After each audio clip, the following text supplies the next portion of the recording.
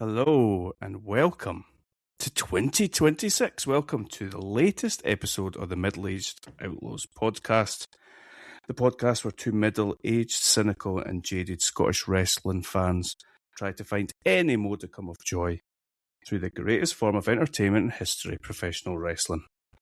Adam, we're kicking off our new year with a very pleasing 2.5 hour pay-per-view from 1999. We're continuing our trek through 1999 after a bit of a confusing navigation from WrestleMania 15. But we're here. We're at a 7th ever King of the Ring tournament. Yeah, here we are. 2026. That's a tough one to get my head around. How does it feel? Weird. I think I'd only just got used to, saying 2025. It's 2026. That number seems a bit crazy. I think we just came out of the pandemic, did we not? Yeah, I think I'm... It's one still of those there? weird things. A little bit. Exactly. The last significant thing I remember pre-pandemic was I got married. And that feels both ages ago and not long ago. It's one of those weird things. Yeah. Yeah, I'd agree with that. Yeah, we were talking about that just before Christmas, weren't we? Mm-hmm. Yeah. Oh dear. Anyway, let's go even further back to 1999. Okay. And let's discuss this. King of the Ring. I wonder when they were crowning Bret Hart in 1993 if he thought 6 years from now they'll be crowning King Ass. The good thing about, or the bad thing, maybe if you're Billy Gunn, is so little of this show, despite all the matches, seems to be about King of the Ring. Mm-hmm. Nobody cares about it. That's pretty clear. They really don't. And I think it's kind of, I think it's probably been... Kurt Angle won it. When did Kurt Angle win it? 2000? Yeah, that must be right. When did Booker T win it then? Because he was King Booker, wasn't he? Was that a bit further on? Maybe. I think it's one of those things. It existed. Of course it was further on. Yeah, definitely further on. This existed for a while, but then I think they just started doing it intermittently whenever it suited them, basically, for storyline purposes. I was looking at the history of it actually, and then looking forward, and it sort of went from being, I feel like King of the Ring became like almost made us like a big five as opposed to the big four when we were a lot younger. Yep. And then, it became sort of like just another pay-per-view in the 12-month cycle. Yeah. Then it seemed to become a SmackDown thing that they just did on SmackDown. Yeah. And then I see that the most recent King of the Ring was Cody Rhodes and was crowned in like Saudi Arabia. So okay. They've went full circle. Well, I don't quite know if they have went full circle. They've went somewhere with it. Yeah, it's so this, if we were in 1999 here, was Mabel's win 98? Mabel? No, Mabel was 94. He was the year after Bret. He was the year after Bret? No, okay. Mabel was 96, sorry. 96, right, okay. Austin was 97, Triple H was 98, I think.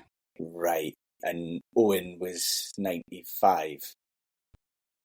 Mm-hmm. Yeah. Was he? Yeah. I think so. I think he was the year after Bret. Yeah. Oh, Bret was 93. It's 1993, okay. I feel like we should have done more, a bit more. Well, the problem is you watch this, and if you're me, you watched this a couple of weeks ago before even Christmas had happened, and you're right from the intro, you're being told that everything about tonight is about basically Vince and Austin, and these matches are just kind of there. We'll just go through them, and we'll basically ignore them while we go. Yeah, this pay-per-view really, I felt like we were watching St. Valentine's Day Massacre Redux, pretty much. It's funny. All right, let's talk about it then. Our opening video packages in 1999 remain undefeated. Yeah. Another really good one.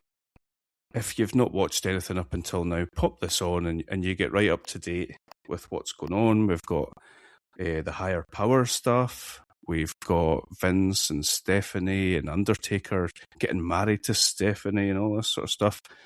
We've got Linda McMahon stepping down as CEO, but naming Austin as her replacement, and all this sort of stuff. So they've upped the stakes as far as the Vince and Austin stuff is concerned.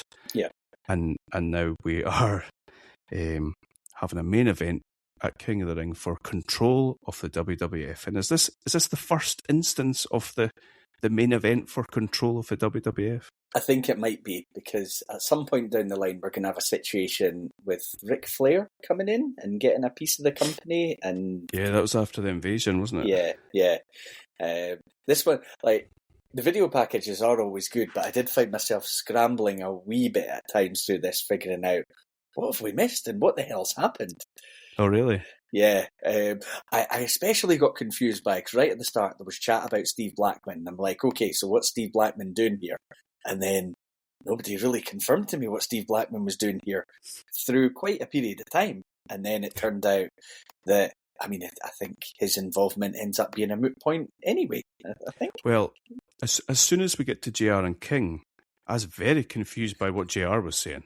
It was like he had really important, and it's unlike him, but it was like he had really important information to tell us, but he was too excited and just started saying words. I had no idea what he was talking about, but it seemed like Shane versus Shamrock had been put on heat, and Steve Blackman had attacked Shamrock with a kendo stick, which resulted in Shamrock being coughing up blood and put his involvement in the King of the Ring tournament in jeopardy, but also put Shane's involvement in the main event in jeopardy as well. Yeah. I take it they were they were pitting Steve Blackman and Shamrock against each other. They certainly weren't trying to push him as a main eventer, because that's silly. Yeah, I don't think so. And I think, I don't know if there was any suggestion at this point that he was going to end up in any way involved in the main event, or if it was more just that what he had done had called into question who was going to be taking part in the main event. Yeah. And I think they try to legitimise his background, and he's called the Lethal Weapon and all that sort of stuff. But we could talk about that later on when the main event's on. But to think that Steve Blackman's getting involved in all this sort of stuff is quite funny. So we go from straight into things with JR and King. Then we're backstage to Michael Cole. He confirms he's standing outside the Mr. McMahon locker room, and Shane's going to be potentially unable to compete in the main event. Yeah. And Adam, that takes us to our very first match. Do you know, and we've definitely had this conversation before, tournaments, King of the Ring, sound amazing on paper, are quite shit. Yeah. To actually watch. I think, when I was a kid, I remember finding out that WrestleMania 4 was a tournament for the world title. And it helped. It was one of these double VHS things. I couldn't have bought that quick enough and been desperate to watch that. And I think we enjoyed, remember the Survivor Series Deadly Game one? Yeah, we did. But I think it's about how they weave the story through the tournament. And it just felt like they're going to give you a lot of story here, but it's not really about the tournament. Nah. They're just pretty much talking about the main stuff. Yeah. I think the Deadly Game's maybe the exception rather than the rule. And we really liked 93 King of the Ring, and that was where Brett won, and he won each individual match with a different method. Yes. It felt like a showcase of Brett for the night. Aye. Yeah. What did you think of our first King of the Ring quarter-final match, which was Hardcore Holly and X-Pac? Yeah, I didn't think it was great. I think I've got some issues with Hardcore Holly. Like, I'm not trying to start a beef, because I'm pretty sure he can still take care of himself. But I think, he's become, is he Hardcore Holly by here? He is, yeah. So we've seen him in some hardcore matches and stuff like that, and I think those matches have just soured me to the point where I just don't want to see him. Okay, I like that. Yeah, Sorry, hardcore. But similarly, how do you feel about X-Pac? Because the pop he gets in 1999 it's not quite Austin level, but it's pretty big. Like, see, I like X-Pac, and he's clearly talented in the ring with what he does. You know, he's good worker, good seller, but I just don't know if I care. Like, see when DX was hot and he first came back into the company and he's aligned with Triple H, and I remember initially being a bit like, well, that's not a replacement for Shawn Michaels, but I think he was kind of a pleasant surprise to me in that role, in that moment, because he could talk and he had that bit of attitude about him, and he fit with the group, he fit with Triple H, it worked. I don't know how much I care about seeing him on his own. I'm feeling very negative all of a sudden. But we already know that China and Triple H are with Corporation, or Corporate Ministry, I think it is now. Yeah. Mr. Ass seems to be out on his own. Mm-hmm. He's still wearing the same gear. Road Dogg and X-Pac still seem to be friendly. They're still doing the DX stuff. I always thought DX went on too long. Like, they should have just... It's a bit like Roman Reigns still wearing the Shield stuff and all that. That's the thing, and I know we definitely continue on to Fully Loaded with some nonsense, but the thing is, I think we maybe needed to give X-Pac a bit of a different wrinkle, and I don't know if he's been, by this point, in any way affiliated with Kane. I think he maybe has, but I don't know if they've done the tag team stuff yet. Right. It feels like he just needs something different, and what you said, I think, is spot on. DX is done. Like, there's no value in continuing this anymore, and it was done when Triple H did that at WrestleMania. Yeah, that had to be the end point, and you maybe give him, which we've we know where we're going today, but you maybe give them a match, something. I think we've had Triple H and X-Pac and one of the shows at Backlash. Yeah, and that's fine. You do one match and then that's it. You move on. You're done. So yeah, by this point, it's lagging, and I just feel like I'm feeling the fact that they haven't given him anything different to do, or nothing meaningful that's different to do. His personality is like underdog that does suckets and a Bronco Buster. Yeah. So X-Pac wins. Did you enjoy the match? That was all right. I did. Okay. No, not really. No. Hardcore Holly lives up to his name, rattles him with a steel chair, and gets disqualified. I think we get Road Dogg coming out to help out after Hardcore has a go at him after the match. Yeah, so I think they explained that X-Pac had recently saved Road Dogg, I think on Heat, actually, in a beatdown situation, so he was at least returning the favour here. What do you think of Road Dogg's t-shirt? What did Road Dogg's t-shirt have on it? It says down where, then an arrow down, then says down here. No, down here, right? Okay. Down here. So close. We got the big brains working on the follow-up to the DX American football shirt. So Hardcore, go on. He's maybe got some stuff going on just now. Hardcore goes backstage, and our roving reporter grabs a hold of him and says, "Hardcore Holly, can I get a minute?" And Hardcore Holly says, "Who the hell are you?" And our guy says, "I'm Terry Taylor." And it just made me think, have you seen the internet thing of I'm Ronnie Pickering? No. Have you seen that? No? No. Oh, man. Oh, never mind. There's a thing on YouTube, and a guy's going along on his bike, and this guy in the car starting to get raging with him. So they both stop at traffic lights, and he's like, "Do you know who I am?" And he's like, "Go on, who are you?" And he's like, "I'm Ronnie Pickering." And the guy's like, who's that? Okay. He's like, "Ronnie Pickering, that's me." Terry Taylor was giving him a bit of that. Oh, he should have said, "I'm the Red Rooster." Just, it would have at least got a bit of a pop, a bit of a laugh. Well, Hardcore says, "Who cares?" and just walks away, I think. I don't really know what the point of that was, apart from a fucking Is this their first? Rip Terry Taylor. Is this his first show that we've seen him doing interview segments? I don't think so. Nah. Nah. I can't think of it on the last show we watched. But... Oh, they wouldn't put him on WrestleMania. Yeah. Okay. Yeah. Pete Rose, yes. Yeah. Terry Taylor, not so much. Butterbean, yes. Terry Taylor, no. Yeah, I don't know what that was all about, but it was good. It was good. Terry Taylor and Hardcore Holly probably have wrestled each other at some point somewhere. That's the funny thing that I always thought was good. Yeah.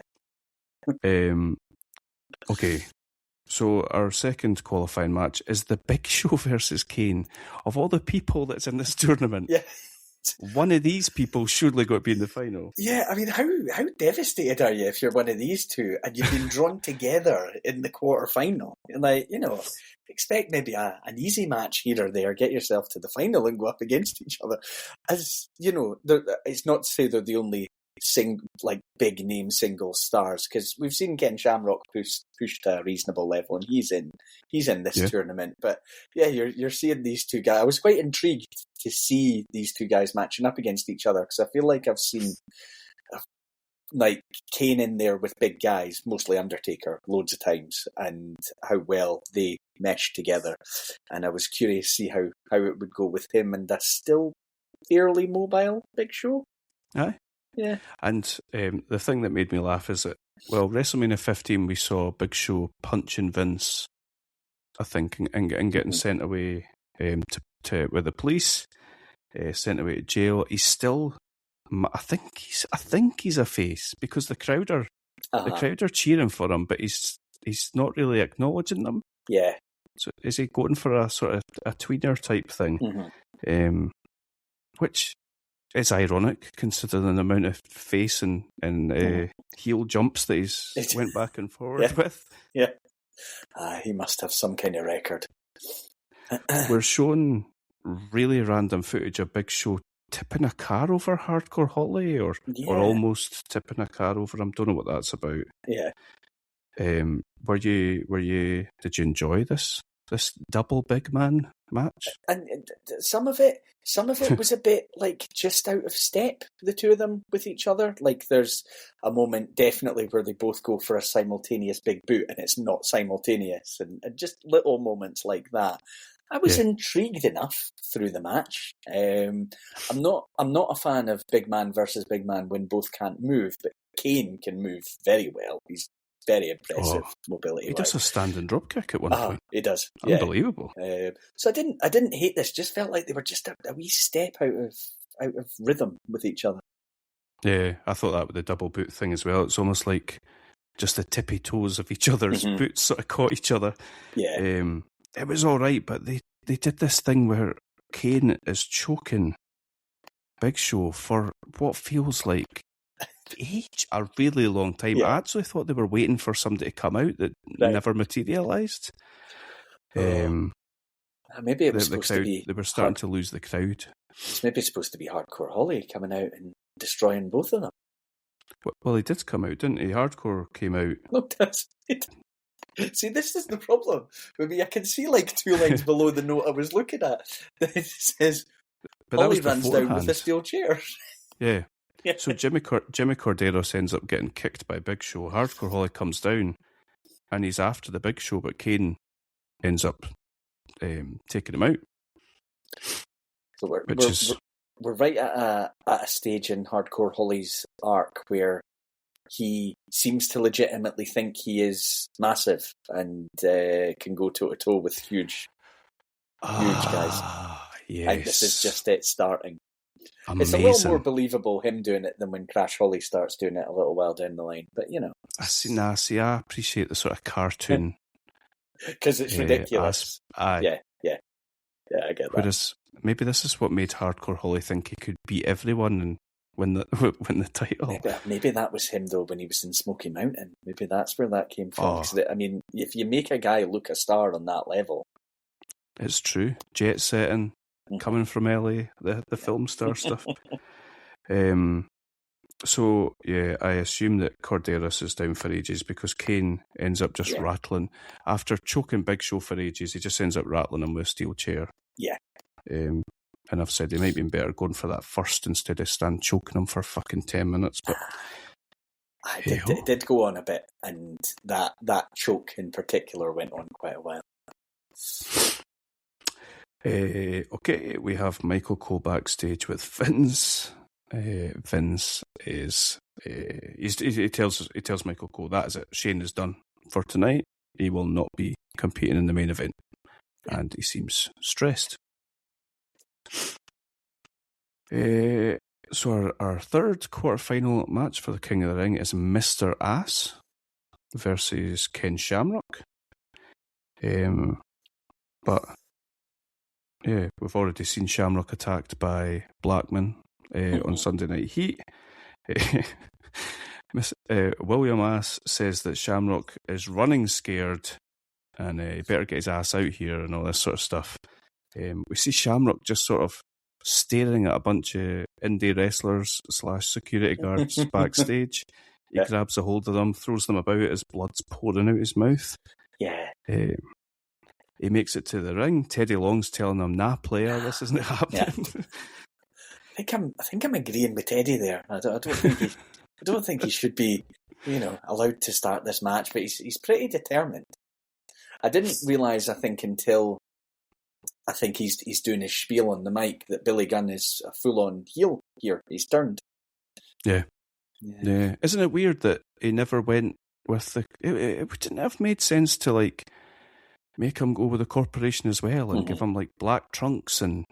Yeah. I don't know, just call him Billy Gunn. Yeah. It would have made sense. And then you could have continued a rivalry between him and Road Dogg, because Road Dogg didn't want anything to do with the corporation or anything like that. You could have done a program between them. It would have made sense.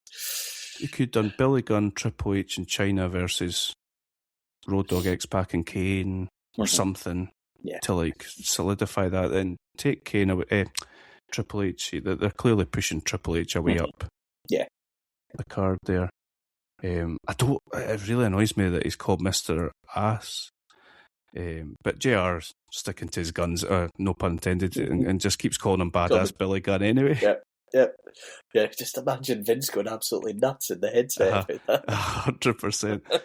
I wonder if Vince was too busy that JR was just getting away with it. His name's Mr. Ass, damn it.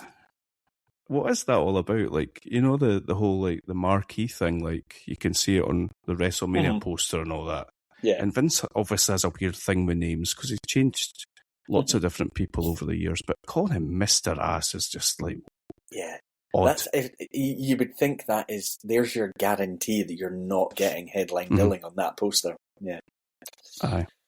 I also wondered if this whole Billy Gunn wrestling 3 matches in a night thing was some sort of I don't know, a vendetta against him, because weren't we told that he couldn't really wrestle full matches because of his asthma or something like that? Yeah, they said that's why they struggled to push him as a singles star, because he kind of needed the tag guy to tag out to and take a breather on the outside. Yeah. Does seem a bit brutal. I don't know if any of his at least one of his matches isn't very long, at least. True. Anyway, this one's pretty short, and for Shamrock to have been spewing up blood as he comes out, he takes a hell of a beating and still makes a wee attempt at a couple of roll-throughs in the ankle lock. Yeah. But Billy Gunn hits a sit-out power bomb, and that's enough for Teddy Long to say, "No more, player. Yeah. It's over." Yeah.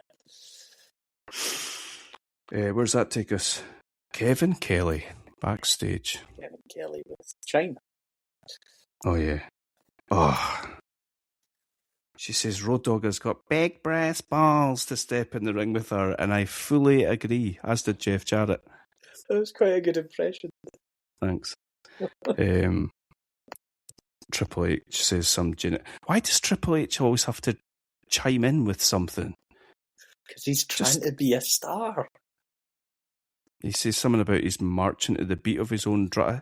Is this like a sort of... Is this the whole Undertaker Triple H stuff and all that? So what I think they've kind of done here is pointed out that because he's in the corporation, Triple H, and who's champion at this point? Is it Taker?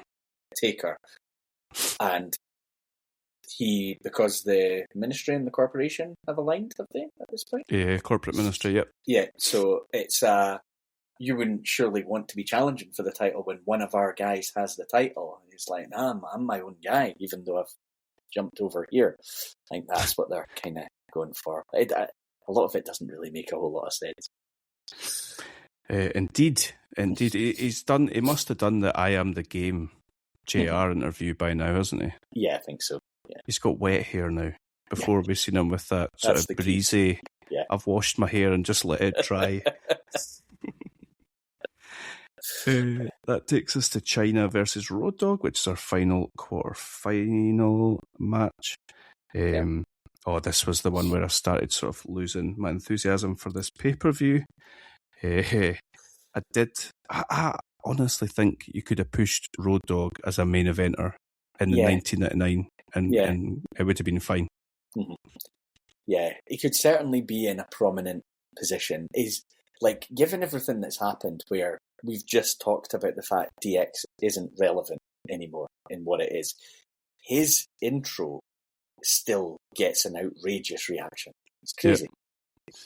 And when him and Triple H sort of went face to face outside the ring, the crowd sort of went crazy. Mm-hmm. And it looked, a lot more like two men going nose to nose that wanted to like beat each other up rather than to see Triple H toy with X-Pac for 25 minutes. Yeah, that would have been an interesting route to go down, because they want to push Triple H. That's clear, and you can see why he or they, don't know who made the call, felt the need to separate him from a group, because I think they felt to make the next step he kind of had to do that.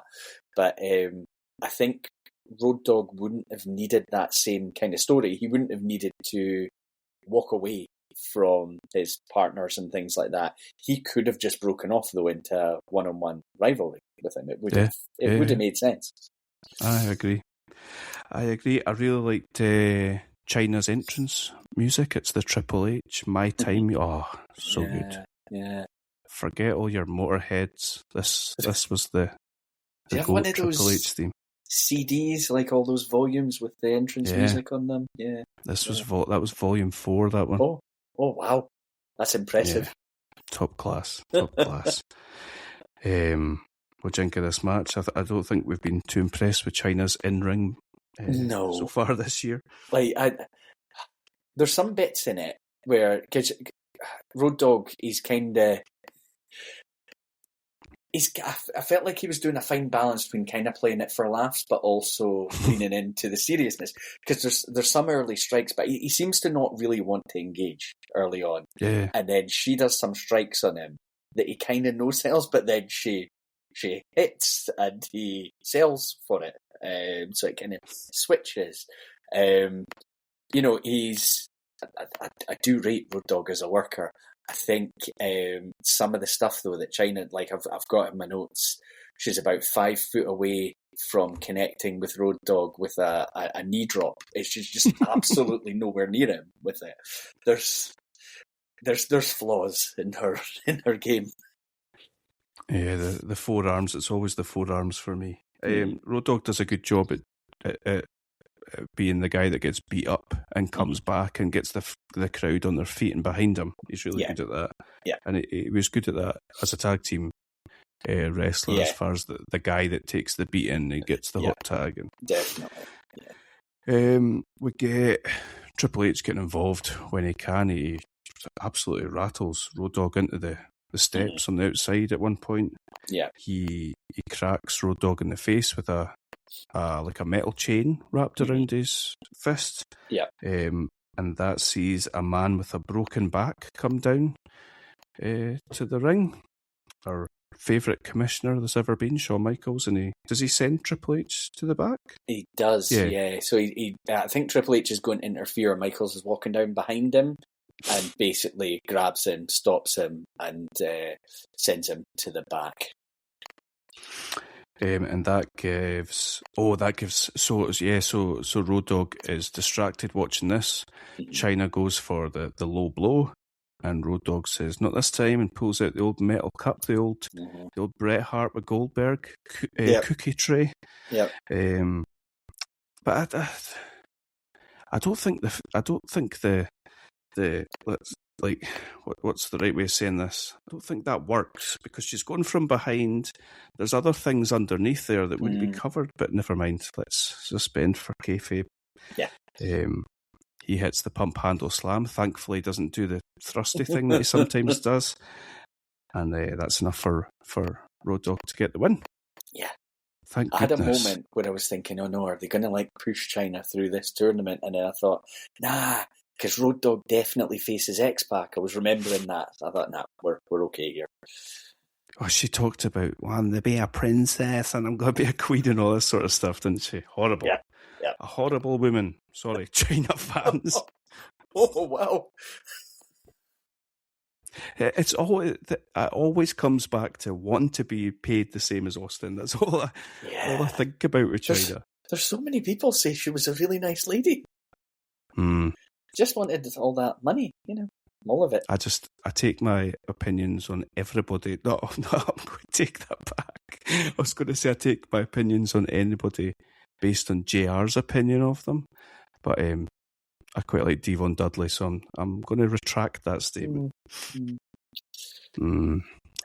Anyway, The Rock. Mick Foley, the only honourable man in wrestling, he liked her. I don't know what to say to that. I'm not saying anything about King Mick, but yeah, he likes everybody. Apart from Agent Orange and apparently like anybody associated with WWE now, which is great. Yeah. Michael Cole is with The Rock, and The Rock has went face. He's I think he must have separated from the corporation clearly. But he's not milking the faceness. No, he's still fairly true to who he was before, but he's just on his own now, and it'll be one of them. It's always been the case where if you get a heel that's really charismatic, the fans are desperate for that moment they get to start cheering for them. So I think even just getting rid of the association with the corporation would have been enough for big crowd pops. Yeah, agreed. I think we were talking about that at WrestleMania 15. He's a clear heel going into it, and there's still people cheering for him, and he's going against Austin. Yeah. I don't really recall what The Rock was saying, but do you? I think general mockery of Undertaker, I think. Yeah. Yeah. Nice. Not one As of you'd the expect. Not one of the really over the top ones where he's doing impressions and stuff like that. It wasn't that kind of interview, just general mockery. Nice. Okay. Tag team title match next, I think, for number one contendership. It's not that clear who the tag team champions are. There's some sort of 6-man issue that was going on with Billy Gunn. Yes. But we get a number one contendership match here. It's the Brood, Edge and Christian with Gangrel taking on the Hardy Boys, who are accompanied by, is that Doc Hendricks? It is. Or is it legendary tag team wrestler Michael Hayes? Do they just call him Michael Hayes here? I think they do, yeah. I have a feeling, and because he ends up, there's a match where he's in the ring with them. He's in the ring in this match. Is he a participant? No. He gets speared by Edge in this. I think there's a match coming up where he actually is a participant with the other two. He ends up costing them or something like that.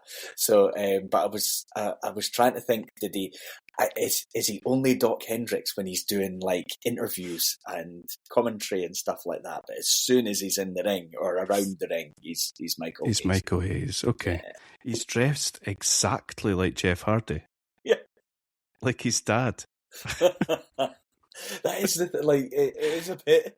It does look like, their crazy uncle took them out for the day. It's got that kind of feel to it. Do you think when he was backstage, they're all together, he was thinking, we look exactly the same, the three of us? Definitely. And somebody will have picked up on it and laughed and thought, let's just do it. Let's just put them in there. This was fun to watch. I think the Hardys, when they're a bit more mysterious and sort of mute, and early doors.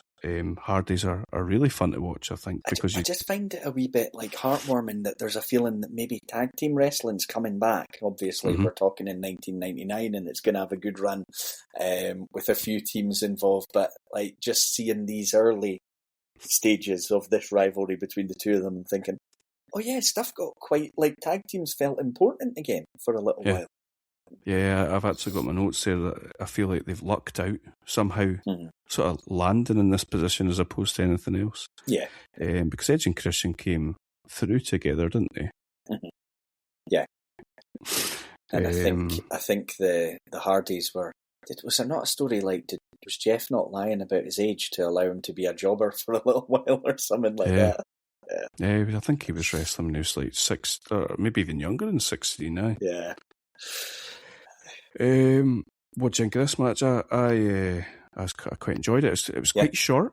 Yeah. It was. I felt like it was it's not one of their classics that they end up having, but it was like a glimpse of it. Aye. They've all got good. I mean, the actual working between the teams. They've got good chemistry between them, and it's clear they've got that. And they're just, it seems silly to say it now, but they're young, they're fresh, they're kind of cool. There's something a bit different about them. Yeah. I enjoyed it. It's kind of there, I think, maybe to test the water to see how the audience are going to react to this. It's a bit like a trailer. Yeah. Yeah, it's a good bits and pieces. I did enjoy Michael Hayes catching a spear for his trot. I don't know why he got in the ring. There wasn't anything that happened that meant he had to get in the ring. Yeah, he just loves that limelight. I think there's some sort of comment by JR about that. Is there? He just something like, he just can't help himself. We get a cool bit where, Jeff runs from corner to corner whilst Matt's on all fours and he jumps off his back. Edge catches him with a spear in midair, which is kind of like seeing the ladder spot before, before it happened. Yeah. In the TLC2 match, it was good.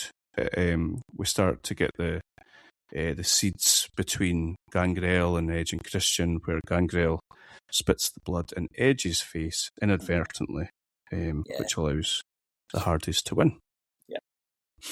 I don't really remember, but I don't really remember that Gangrel didn't wrestle that much, but I take he didn't actually wrestle that much. Not an awful lot, nah. I think this was always a vehicle to get the other two over. I imagine as soon as Vince saw Edge, he would have had an idea in his mind about this guy can go far. Edge. He always hated Christian's face, didn't he? There was a whole thing about that. But yeah, I think the association, unfortunately for Gangrel, was always going to be short-lived when the other two started getting a reaction. Yeah, it was like they took his gimmick and sort of let the other two run with it.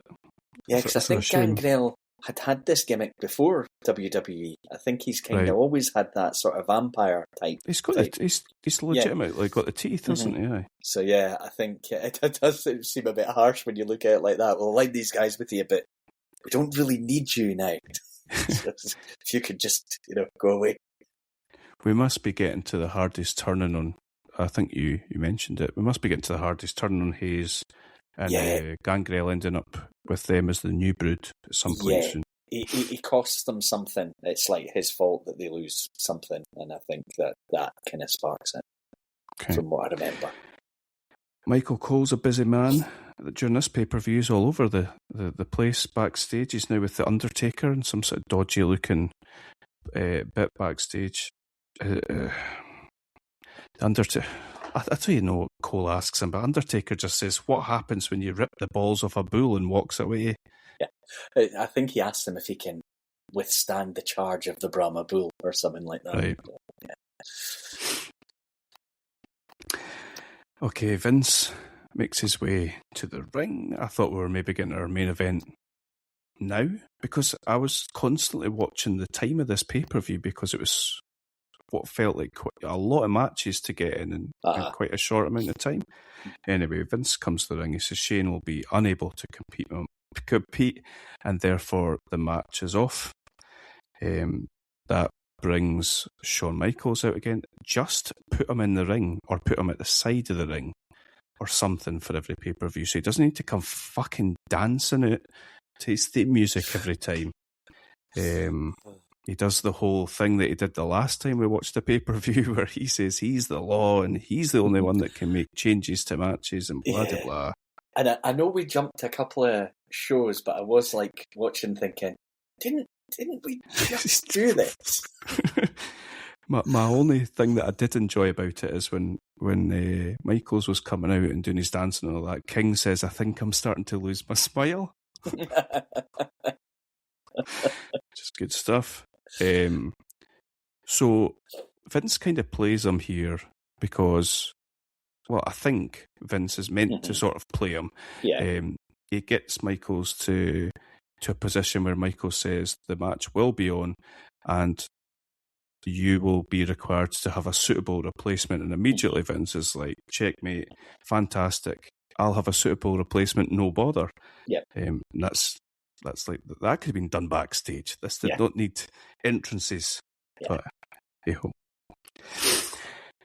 and we'll see by the end of it that was their plan all along, because Triple H has jeans on for the China match, and is it for our next match or no? Is it for the X-Pac match? He's I think it's fully the X-Pac dressed. one. Yeah. So our first semi-final for King of the Ring is Mr. Ass versus Kane. Yeah. I've got a question for you. Uh-huh. I'm not suggesting we sit here and fantasy book things, right? But I don't they don't do a coronation for Billy Gunn or anything. No. And it doesn't, obviously we know that it doesn't really go anywhere, and they end up trying the one Billy Gunn, and The Rock pretty much puts paid to that as well. Yeah. Do you not think there's? I'm going to propose what they could have done instead to you and see what you think of it. So I was thinking Kane wins King of the Ring, and suddenly people are celebrating him, and he's always been this hideous sort of Hunchback of Notre Dame type character. He's hiding away from people because he's hideous because of his scars and all that sort of stuff, and suddenly he's having to deal with everybody celebrating him and people wanting a piece of him and all that, and the sort of ugly duckling now suddenly being appealing. That was what I was thinking they could have went with Kane, and he could have spiralled out of it, or he could have embraced it. I don't know. It's definitely more interesting than anything they got out of doing this. And the thing that you could have done with that, you wouldn't have had to change any participants, because you could have he beats Billy Gunn here. You could have still had X-Pac, who is his pal, beat Road Dogg, and then if you want to get Kane over as a fan favourite, X-Pac's coming in a bit hobbled because he does that anyway, and you could have Kane in a position where he can absolutely destroy X-Pac, but show a little bit of sympathy, just beat him, help him up, things like that. X-Pac hand in the air for both of us. Yeah. And then Kane, who is well capable of getting positive crowd reactions anyway. We've seen it. He does get them quite a lot. You could see where that took him. Almost like maybe the monster isn't quite as monstrous as he seems. There you go. Yeah. Aye. But instead, we're going to do this, and nobody's going to care at all. Okay. Don't want anybody getting more over than. Nobody's going to get more over than Austin and Vince anyway. I don't think people needed to worry about that. I have literally no notes for this apart from Big Show gets involved. Okay, I've got some. I can talk through it. Okay. Okay, my first note. who is Billy Gunn tag team champs with here? I'm really confused. Kane totally dominant until he gets drop kicked by Gunn while trying to lift the ring steps. Billy Gunn taking it to Kane. Kane keeps striking back with force. Kane now with clotheslines. Billy Gunn doing quite a good job of selling. Kane drop kick sends Billy Gunn flying. And then we get the Big Show walking down. Billy Gunn has a chair. Big Show takes it off him. Billy Gunn audibly calls him a stupid son of a bitch. Big Show hits Kane with the chair. Billy Gunn happily takes the assist, gets the win, and is into the finals. There you go. Okay. I mean, at least they've sort of kept all these participants of these matches like linked. So Holly, Big Show, Kane, yeah. X-Pac and Road Dogg. Yeah. I mean, I'm assuming they're going somewhere with Big Show and Kane, and we'll maybe find out more about that at the next couple of shows. Feels like it. Yeah, I don't care for it. The only thing I quite enjoyed about Big Show round about this time, do you remember when Big Show and Undertaker were tag teaming and like Undertaker was like berating him and sort of coaching him and like giving him tough love type stuff? Yeah, when would that have happened? It must. Is it after the corporate ministry have disbanded that would have happened? It must be. It must be. Yeah. Okay. We have Kevin Kelly backstage, and another highlight for me. It's an awful lot of Kevin Kelly on the show. He asks X-Pac if there'll be any mixed feelings when you go in the ring with your good friend, the Road Dogg. He says, I think that's a dumb question, Kevin. Well done, X-Pac. Yeah, he would have rather been interviewed by Terry Taylor, I think. Yeah, who wouldn't? The question is, though, how good a friend can X-Pac be? Because he calls Road Dogg both Brian and Jesse James. So, yeah, is that what he's called? Is that why he's called like BJ something in TNA? I think his real name is Brian, and Brian I Armstrong. think he wrestled as the Outlaw Jesse James for a while, and then came in as the roadie the first time, didn't he? Yeah. Yeah, can't remember how. He had that beautiful voice. Did he come in as the roadie and then did he come back straight away as Road Dogg? I can't quite remember. Yeah. Anyway, X-Pac is conflicted. I don't really think he says like I really want to be king or anything like that. He just talks about like being conflicted. Mm-hmm. But if you think this was a bad interview, wait until Road Dogg's. I don't know what he says. Because Kevin Kelly asks him the same thing, and he just don't know what he says. Have you got notes on what he says? It's just I've clearly just tried to keep it concise for my notes. They asked the Road Dogg the same thing, and he says he wants to win, but he acknowledges it's tough facing your buddy. Oh, nice, very coherent. And then my note after that says X Factor out of nowhere. X-Pac wins. Right, okay, you've jumped. There's a couple of steps. I've got more notes on the interviews, unfortunately. So I've got some observations. It's obviously the winner of this match is going to take on their former buddy Billy Gunn in the final, and it's been a very DX heavy tournament. Road Dogg, maybe out of respect, or maybe just because he's knackered, doesn't do his promo repertoire on the way to the ring. Just gets in the ring, all business. And then I've got, why don't I have more context here? Did he just land on his head? That's my full note. That sounds X-Pac-ish. Yeah. Road Dogg dodging the Bronco Buster. He tries a pump handle slam, but X-Pac counters and hits the X Factor for the win. Very clean, very like given. I think every match so far has had somebody involved in something. Mm-hmm. We get a clean. It's almost surprising when you get a clean. And I think they sort of there's a wee bit of a look between the two, but then it's an embrace, a handshake type situation. Mm-hmm. No shenanigans. Yeah, surprised China didn't come down and get involved somehow. We got a video package for Rock Undertaker, which is our title match. accompanied by some interesting techno music. And they did like a whole thing, like a sort of setup between Rock, Triple H and Undertaker, which seemed like quite a really well put together storyline, actually. Yep.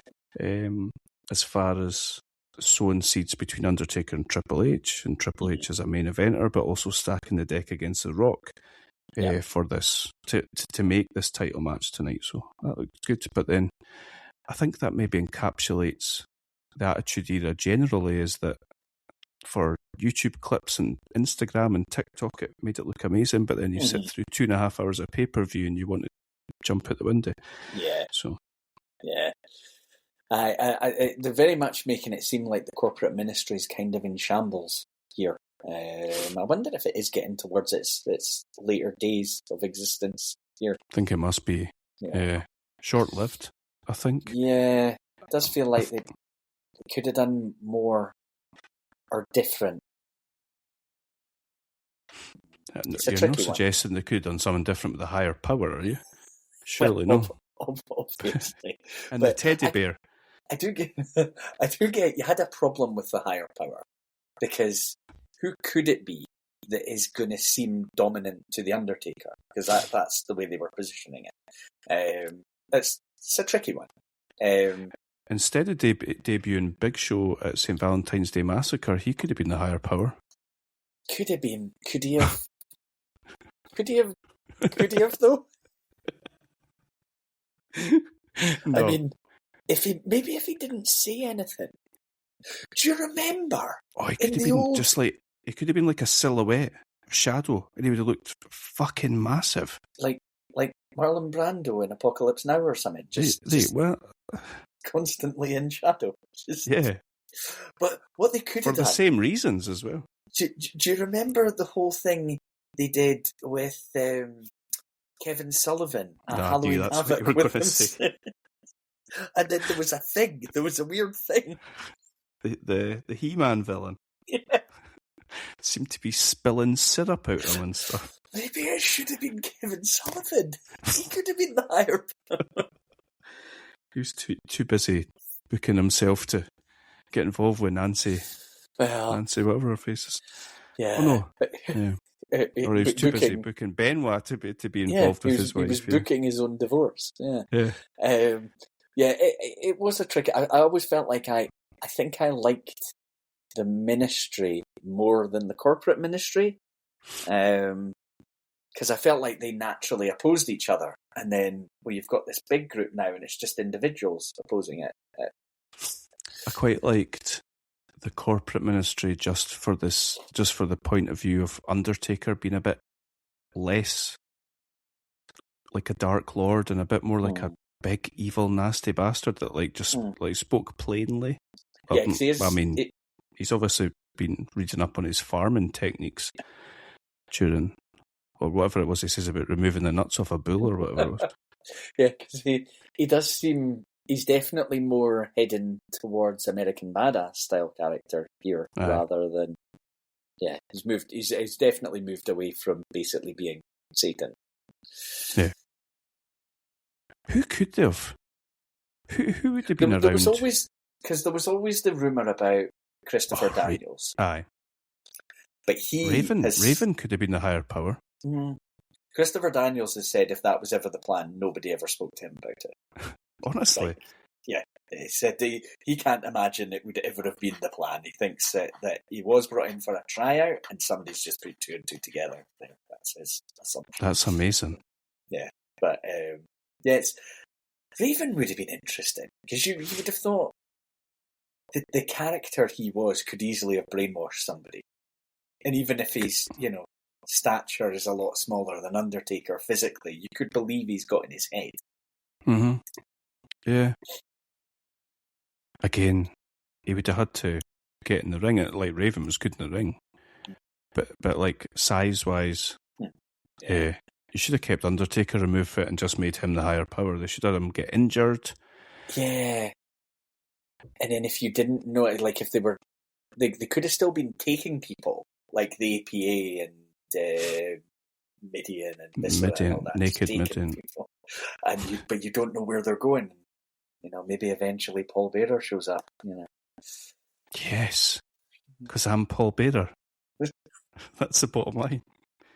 But let's see, it could have been all different. If Boss Man had beaten Undertaker at WrestleMania 15, they could have hung Undertaker, and that could have been him away. Yeah. Sorry. I like Boss Man as much as the next guy, but I don't know if they probably. I'm not sure they floated that one in the room. Did Boss Man ever? I think he didn't return. Oh, he obviously must have returned at some point, but he's not. He's not on this pay-per-view, is he? I don't think he is. No. Maybe he missed another run-in into the ring. Just waiting for his cue backstage. Busy swinging his what's it called? His stick. Nightstick. Nightstick. That's the one. Okay. Okay. Rock v Undertaker. No stipulation, just a straightforward match. And the Undertaker does the most insane thing I've ever seen at the start of this match. Mike Chioda takes the title off him and he just fucking rattles him on the back of the head. What did poor Mike Chioda do to deserve that? It's amazing. See, it leads into, I think there's like an instant rock bottom after it, isn't there? Mm-hmm. And he's seemingly got him pinned for quite a while. And then there's another ref down, and he's about to make the count, and Paul Bearer pulls him out of the ring, I think. Yeah, smashes him. I think it's Hebner. They fight up the aisle.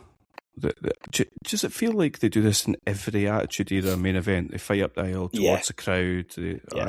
Yeah. Sometimes it really works, and sometimes you remember that you've seen this a whole lot of time. I did find it interesting watching this that I think of Austin and The Rock loads. I think of Austin and Undertaker quite a lot facing each other.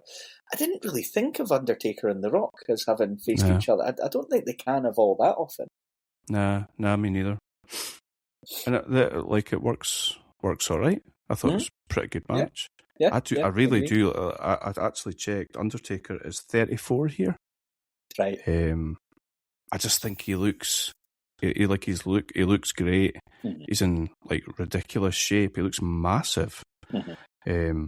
I think this might be like he's one of his best sort of eras. Mm-hmm.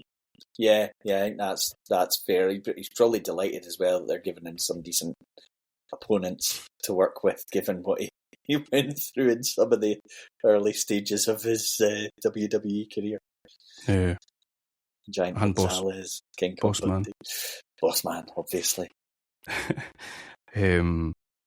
We get back to the ring. We get them sort of wrestling round the ring. We've got The Rock going for a steel chair to hit Undertaker with, but Undertaker counters and sort of hits the chair with the ring bell. The chair hits The Rock right in front of Mike Chioda, but he's clearly had his own bell rung there. It's maybe just maybe he's just thought it's a bit of karma for what happened to Mankind. The ref just decided, I'll allow it. No, fair. Yeah. Aye. Your face turn means nothing to Mike Chioda. We get Paul Bearer hitting The Rock with his shoe. Yeah. I found that really funny.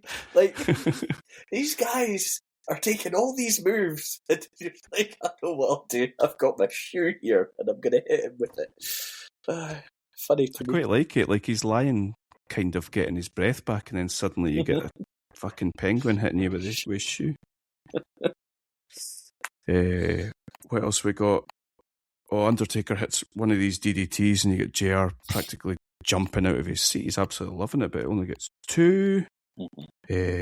Chioda takes another bump. He's getting thrown about all over the place. Yeah, poor guy. The Rock hits the people's elbow this time. But again, ref's down. Low blow by Undertaker. And at this point, Paul Bearer pulls out some sort of rag and bottle of something. Is it a Giant Gonzalez callback? Is it supposed to be chloroform? Is that what's going on here? Chloroform is what I wrote in my notes. I don't think they actually say it. Yeah. But he gives it. He gives it to. Obviously, he gives it to Undertaker, but Rock somehow ends up with it, and he takes down Undertaker with it, doesn't he? Yep. And then we get the running that we're waiting for, expecting. JR's straight on it. Oh, son of a bitch! Yeah. Oh, good son of a... He sounded like he really meant it. Triple H is here. He pedigrees the Rock. Undertaker tombstones him, and that's it. Enough for Undertaker to retain. I didn't know where this was going. Yeah. To be honest, so I was pleasantly surprised to see Undertaker. Yeah, I kind of expected The Rock to win. I had no idea beforehand who was going to win. I don't know why in my mind I just thought, yeah, Rock will win the belt here. Rock will win. Aye. Yeah. I feel like Undertaker's forever been a guy that's taken the title. What would you refer to that as again? You know, he's transitional champion. Aye. Yeah, I don't really remember him, and you'll know better than me for like later on, but I don't really remember him holding the title for a long time. Yeah, I don't think that really did happen. Like because for ages, I think remember when he beat Sid at that WrestleMania for the title in the main event? Yep. I think that was only his second world championship. Right. So he beat Hogan, then he beat Sid.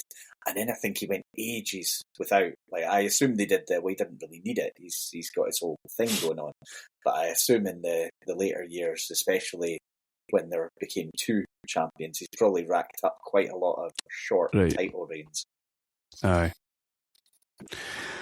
Okay, what we got? Oh, we've got Shawn backstage. We've got there's a bit of chaos going on backstage. Shawn Michaels sends Triple H out of the arena. McMahon is raging. He says to Michaels, "That's my tag partner," and Michael says, "No shit, Sherlock." Did you not think I knew that, or something like that? He says. Yeah.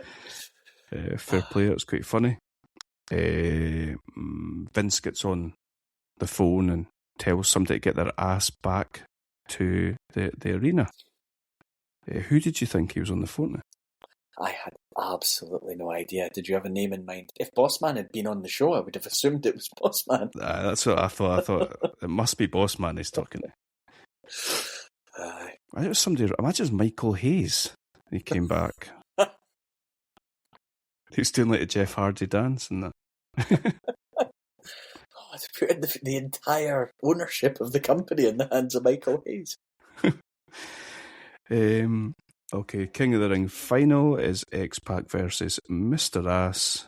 We get a very quick pre-match interview with Mr. Ass. He says he'll have 4 words for you. Kiss my royal ass. Very good. Yeah. What, did you enjoy our final? Or no? Nah.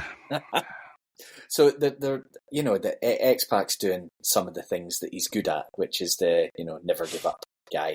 He's trying to just stay alive in this match. I think JR calls it out a few times. Can't believe he's still going. He's gone in with, I think they said, a couple of injuries. Certainly a neck one that he's selling as he's going through, and it's basically all Billy Gunn offense and occasional comebacks by X-Pac while he's just trying to survive. Yeah.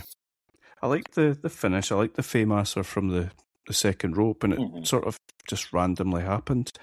Yeah. Which I quite like, but there wasn't much going on. It's just another match, wasn't it? Yeah. And then he just, it's weird because he's got the tag team belt on, so he's like holding that up as if he's won a title. Yeah. No coronation or anything like that. It's just all a bit weird. Yeah, I was kind of waiting for a coronation, but like they don't care. They definitely don't care. So, that just underlines it. Would they have called him King Ass? King Ass? Mm. Ass King? That's something a bit different.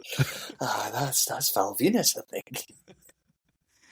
Where was he during all this? I don't know. Sort of giving him a bit of an intercontinental / upper mid-carder sort of thingy. Yeah. That's maybe where this goes. The Ass King versus the porn star. Very possibly. Could be. Oh dear. Okay. We get a video package for Stone Cold versus the McMahons. And just sort of recap everything. Did this feel like it helped to get you caught back up? Yeah, because I think what I'd kind of forgot about was Vince like taking a step back and Shane moving to the forefront while Vince was like dealing with stuff. And well, where to, Stephanie and her getting kidnapped and all that. And then him just playing my most important thing's my family, which is just hilarious for Vince McMahon to say. And then it all being a ruse, and obviously the reaction of everyone to that. And Shane, I think, being initially really pissed off with him, but not in a I disown you as my father, in a I'm taking over the company type way. Right. I was laughing at the fact that he's had his daughter abducted by this fucking mental case that thinks he's Satan. He's had her strung up on a, whatever it was, the sort of crucifix type thing. He's had her married to him and all that. And his response is, it was just business.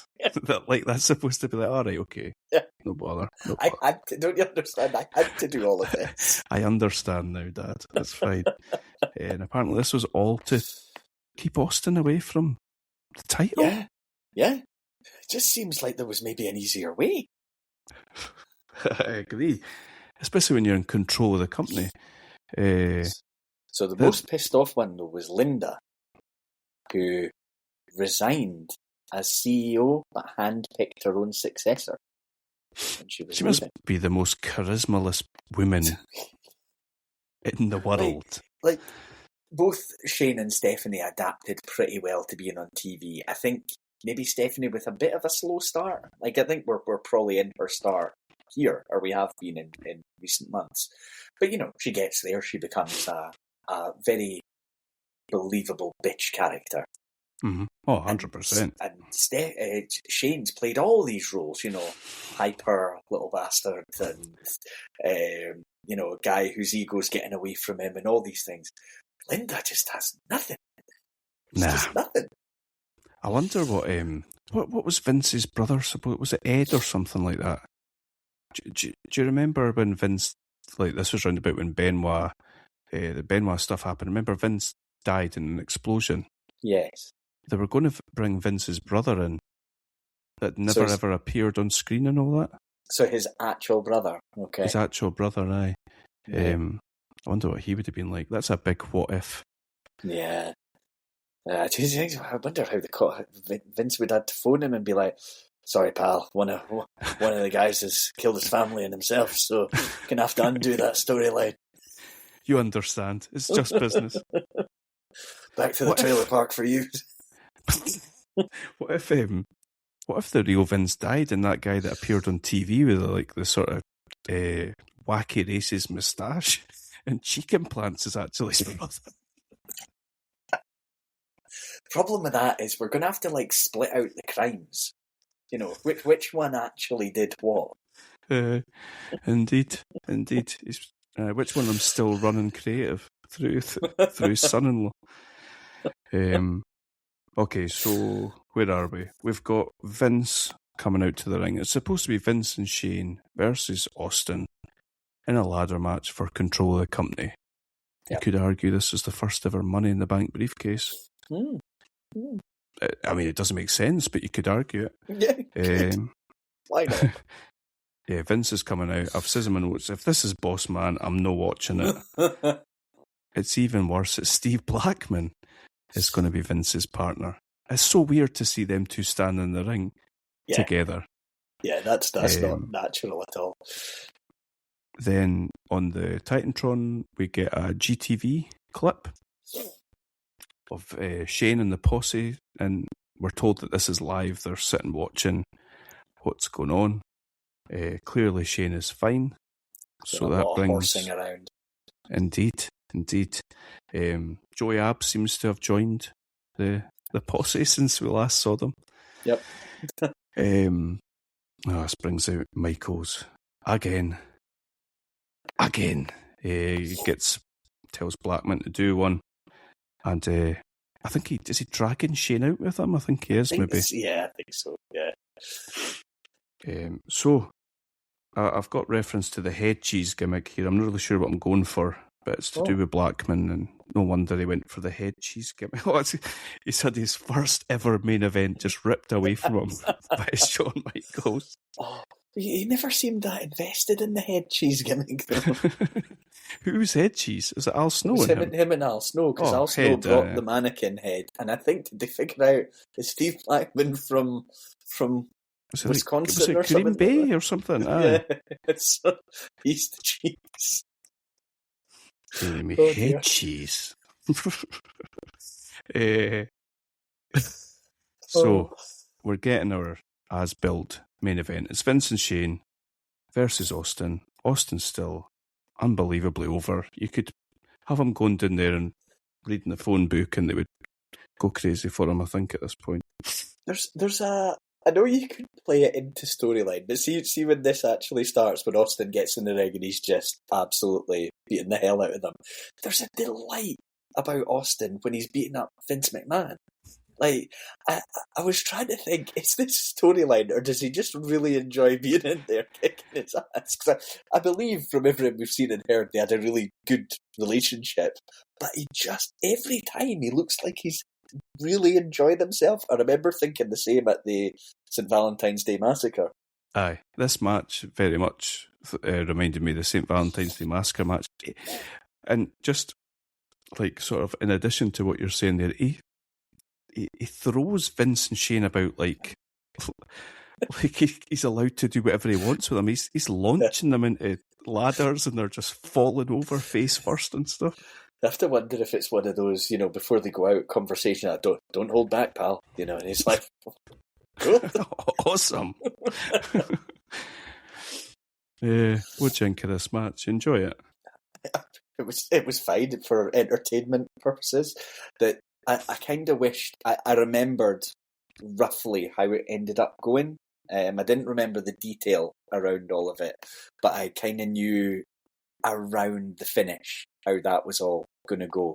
But yeah, I mean, it's not to be taken seriously. It's just a laugh, a romp. It's a romp.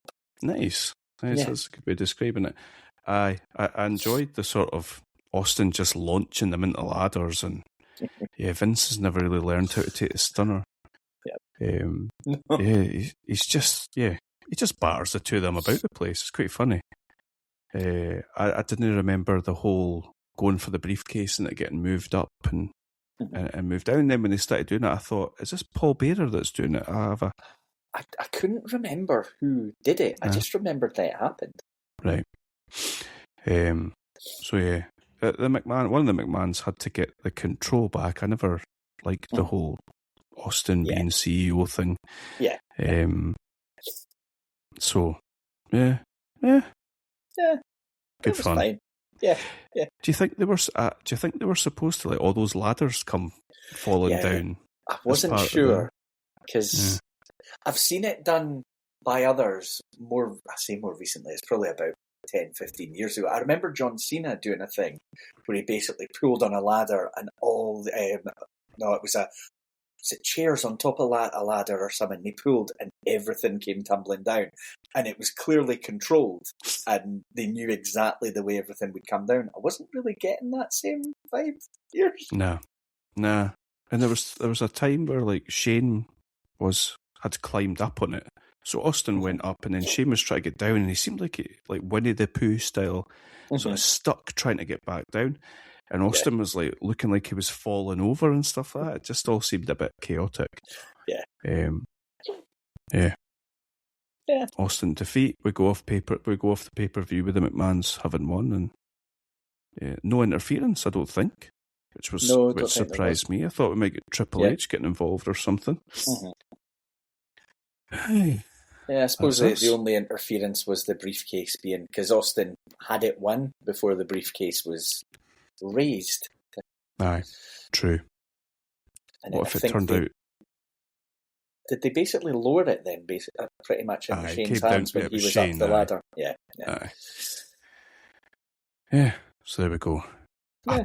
Pretty poor pay-per-view, wasn't it? Yeah.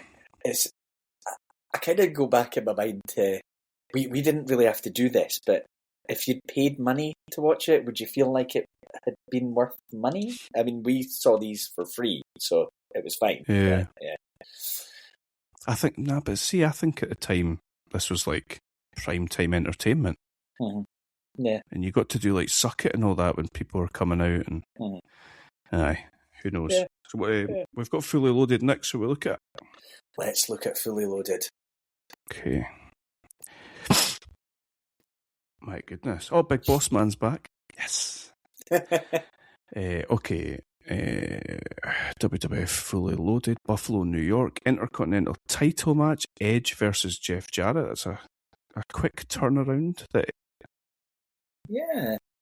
That's a quick turnaround for Edge to go into that, isn't it? Yeah, because it feels like he's not properly had his program as the team yet. Okay. No, I wonder if Christian got injured or something. Maybe, yeah. World Tag Team title, 3-on-2 handicap, no disqualification match. There you go. Michael Hayes and the Hardy Boys versus the Acolytes. Oh, he's going to get his ass kicked. Amazing, especially. He's going to get that clothesline from hell. Oh, yeah. European title match, Midian, the champion, versus D'Lo Brown. Sure, the people of Europe will be excited to see Midian. They'll all be cheering on D'Lo, though. Hardcore title match, Al Snow versus the Boss Man. Is this Groundhog Day? Yep. Singles match with a special referee of Hardcore Holly, Kane versus the Big Show. Yep. Iron Circle match, Ken Shamrock versus Steve Blackman. What's an Iron Circle? Is it just like an MMA cage? Or is like a TNA? I don't know. Cage match. Rights to DX tag team match. China and Mr. Ass versus Road Dogg and X-Pac.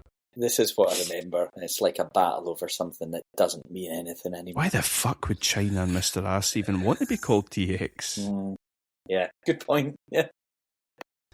Triple H versus The Rock in a number one contendership match. It's a strap match. Falls Count Anywhere strap match. We're just hat on a hat. Okay. And a first blood match for the World Heavyweight title, Austin versus Undertaker with Vince in his corner. Okay. I've got to be honest with you, Adam, I don't remember this pay-per-view at all. Neither do I. The first blood match I remember for Austin was with Kane, not with Undertaker. And Kane was like fully covered, both arms. And I think my Rock Triple H matches are earlier and later in my mind than around this time. So, yeah, could be interesting. A Falls Count Anywhere strap match. A strap match to me means you have to touch all four corners, but clearly this is just a... Yeah, just chuck a strap in there. Aye, well, see I know. What happens. Yeah. Aye. Okay. Well, we'll watch that next. Aye. Probably a wee bit more enthusiastic for that than I was for King of the Ring. We'll see how it Really? goes. Nice. Yeah, I think I just knew it was the one Billy Gunn won, and it was a tournament, and it just didn't really excite me. Fair. And we're going to chuck the Raven documentary in as well, and we can discuss that next time as well. Have you watched it? Nah. The Raven doc, right. I've seen he's been doing the rounds, bunch of different podcasts and stuff. I've only seen a little bit of him on Talk is Jericho. Have you seen or heard him on anything? I saw him. He was talking about it on. So I admit it was a podcast that I follow but never listened to. Might have been the Kevin Nash one, and I think he was on talking about his doc. So I gave it a listen. All right, cool, nice. Oh well, give that a watch. Do you know if it's a cover? Like I know there's, or I've seen bits and pieces talking about like him being diagnosed with things. Like I've seen him talk about narcissism or something like that. Yeah. But do you know if it's like a covering his career type thing, or if it's? I think it goes into all aspects. So I think it'll cover his career, but probably talk about his psychological journey and issues. Great, that sounds good. Looking forward to watching that. Yeah. Cool. I'm going to inform you of something, get your reaction. Did you know that tonight's episode of Raw is a crossover episode with Stranger Things? What do you mean? I don't know.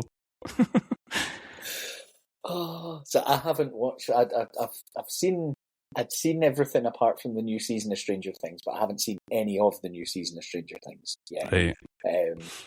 But yeah, that's a bit of a head scratcher for me. How that works? Is it just people that were in Stranger Things turning up on Raw in character, or? I don't know. I'm quite keen to actually. I mean, I suppose this is the point, is it? But I was going to say I'm going to watch some of it at least. It's Punk versus Braun Breaker for the title, and they're saying it's like a season premiere sort of thing, with it being the first of 2026. But yeah, it's a full-on crossover episode of WWE Raw with Stranger Things. During the pandemic, they did a thing where there was like, what was it? They did a pay-per-view where it was it Extreme Rules, and they had like zombies and all that in it. I don't know if you remember. And like John Morrison got like pulled away by zombies and all this. I don't remember that. And it was the most hokey thing you've ever seen. And I really hope that there's like people dressed as, I don't know what, Winona Ryder? I don't know. Oh. Small children cycling down to the ring. And Have you watched the new season of Stranger Things? Mm-hmm. Completely. Is it all available now? Yeah. Okay. I wonder if that might be a bit of a weekend mission for me. Are you keen to watch it? Aye. Yeah, I think my months ago, I thought to myself, should I just watch the whole thing again? Because I can't really remember anything, like where we're at or anything. Season 4 is such a long. I think it was 2022 or something. Right. Someone had said to me they do quite a good, thorough recap, and I thought, right, I'll maybe get away with it then.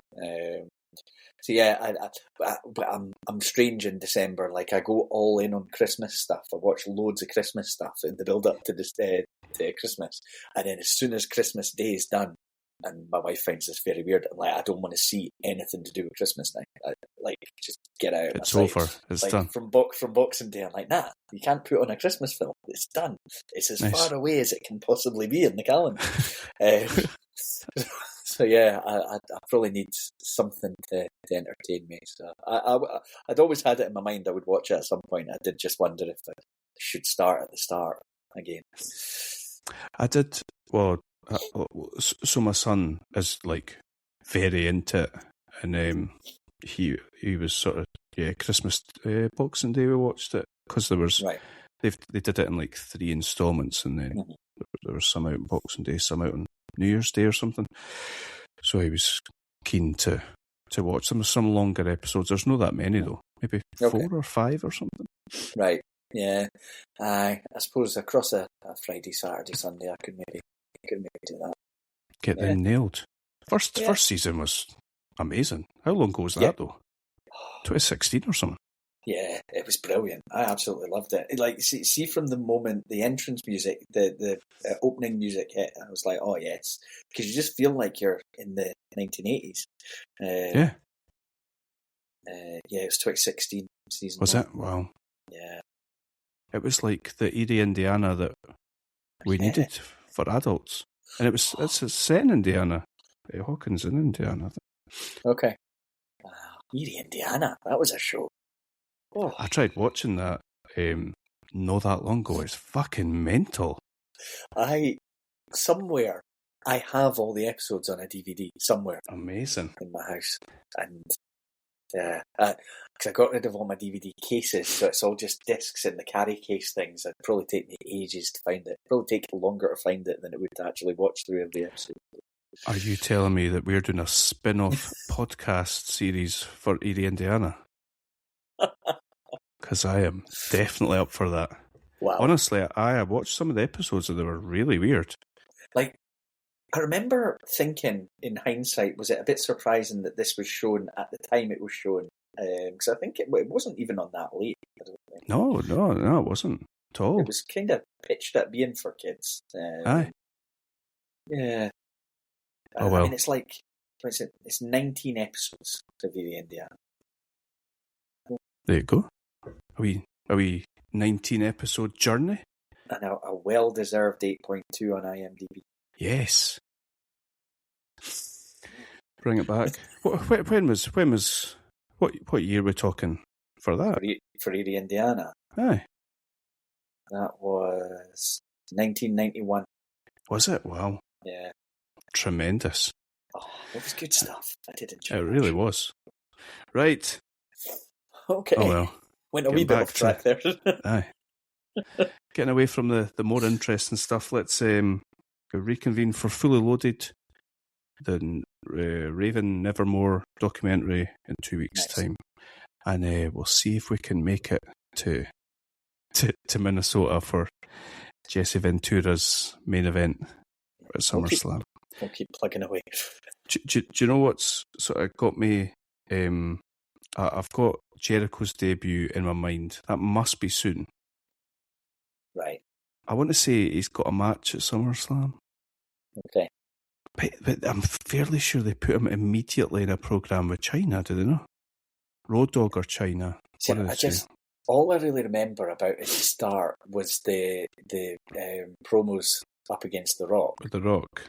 And then I can't really remember what he spun off into from there. Sure it was a wee while before China. It's a wee while before they elevated him to like main eventer with the unified titles win. Oh, aye. He did the like him, Angle, and Benoit did a lot of matches around about 2000. Like for Intercontinental and Eurocontinental. They were. Yeah, that was it. Eurocontinental. Yeah, and that was good stuff. Yeah, that's not in 1999 though. No. We'll get Angle's debut this. I'm sure he debuts at like Survivor Series. Right. Nice. Definitely not making it to Survivor Series. Yeah. Some of this has been a bit of a slog. I'm optimistic for Fully Loaded. I am. Lovely. Okay. Yeah. Okay, right. I'll report back on the Upside Down crossover episode. Imagine it's a new thing they started doing with Netflix shows. Maybe they could do like, let's see, I'm not up to date on Netflix shows, so I don't have anything witty to say that they could. Emily in Paris, they could do. They could have. I've heard of it. I don't know what it is. They could have Otis going shopping and like fashion stuff in Paris.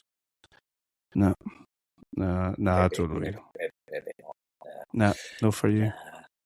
But what you can do is let me know without giving me any spoilers for Stranger Things if a crossover from Raw and Stranger Things is worth watching after I've watched the remainder of Stranger Things. Okay, that was like what JR said at the start of that pay-per-view. But okay, I feel like I have to watch Stranger Things before I watch anything that is related to. Aye, no, that's fair. Yeah. But you can let me know if you think it's worthwhile. Because if it's not, then I'll just go nowhere near it. The Raw show, that is. Yeah, this might result in CM Punk ending up in the Upside Down. I'd be alright with that. I think everyone would these days. Right, let's go. See you in 2 weeks. Cheers.